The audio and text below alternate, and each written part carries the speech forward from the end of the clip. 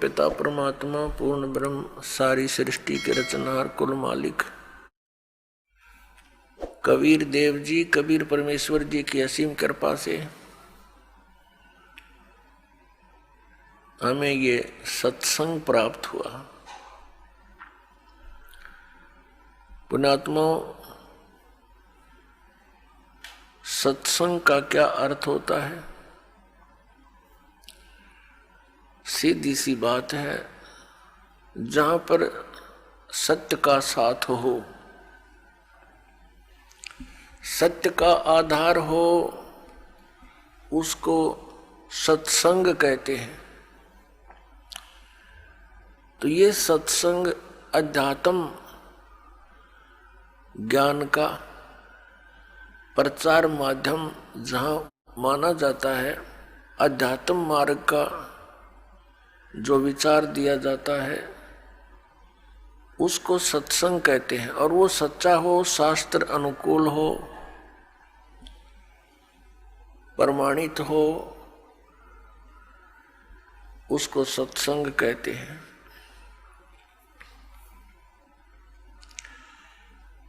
अभी तक जितना भी ज्ञान सुना था वो अज्ञान था, जब तक हमें वो तत्व ज्ञान प्राप्त नहीं हुआ।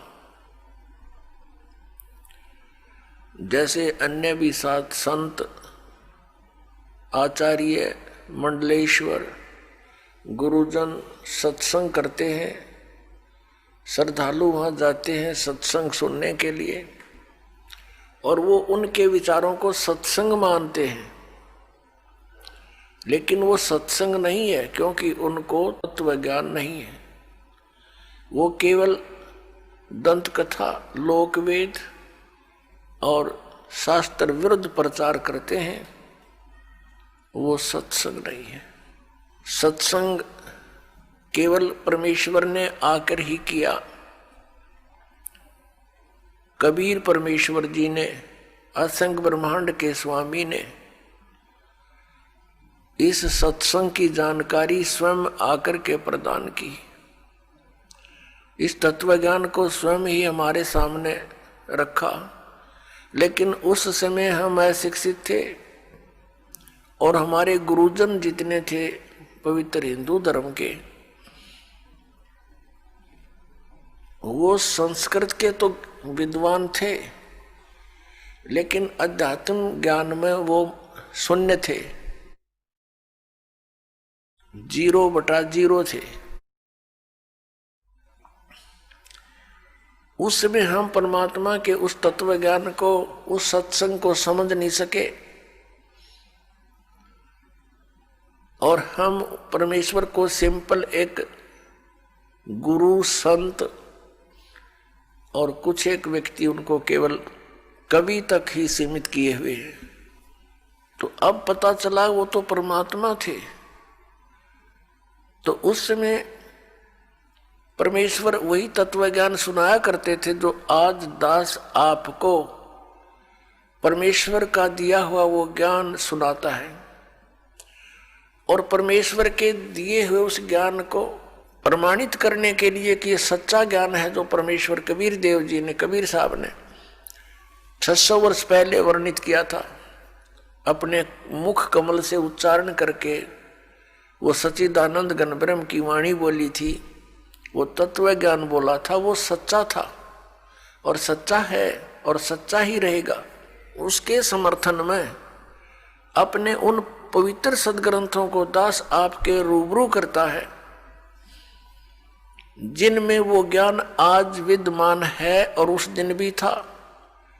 जिस दिन परमात्मा के ज्ञान को ये नकली गुरु, केवल संस्कृत के वक्ता, ये कह करके नकार दिया करते थे कि कबीर अशिक्षित है, ये एक छोटी जाति का धानक है और इसको संस्कृत आती नहीं है, क्योंकि संस्कृत केवल ब्राह्मण ही पढ़ सकते थे और सभी सदग्रंथ संस्कृत में ही विद्यमान थे।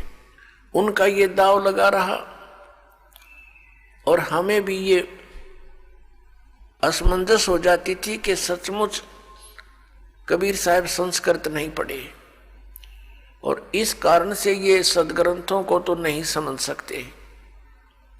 और जो हमारे गुरुजी इस पवित्र हिंदू धर्म के गुरुदेव ये शंकराचार्य माने जाते, आदि शंकराचार्य थे, उनसे ही ये ज्ञान शुरू हुआ जो पूरे हिंदू समाज में समाया हुआ है। उनसे सुनकर ज्ञान को आगे ब्राह्मण लोग अपने अपने क्षेत्र में यही प्रचार किया करते थे। अब वो क्या ज्ञान देते थे कि श्री ब्रह्मा विष्णु महेश ये अविनाशी हैं, इनकी कोई माता पिता नहीं। परमेश्वर कबीर देव जी 600 वर्ष पहले कहा करते ये नाशवान है, इनकी जन्म मृत्यु होती है, ये पूजा के योग्य नहीं, ये परमात्मा नहीं है। तो उस समय परमेश्वर का एक घोर विरोध करवा दिया इन नकली गुरुओं ने।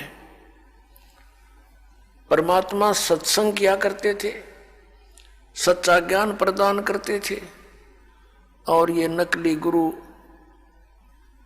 आचार्य ये शास्त्र विरुद्ध ज्ञान प्रदान किया करते थे।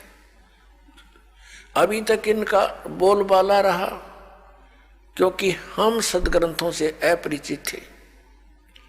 आज दया करी उस परमपिता परमेश्वर ने इस दास के ऊपर एक मेहर की, आप पुण्यात्माओं के लिए इस दास को तैयार किया, उन पवित्र सदग्रंथों को समझूं और फिर आपके रूबरू करूं।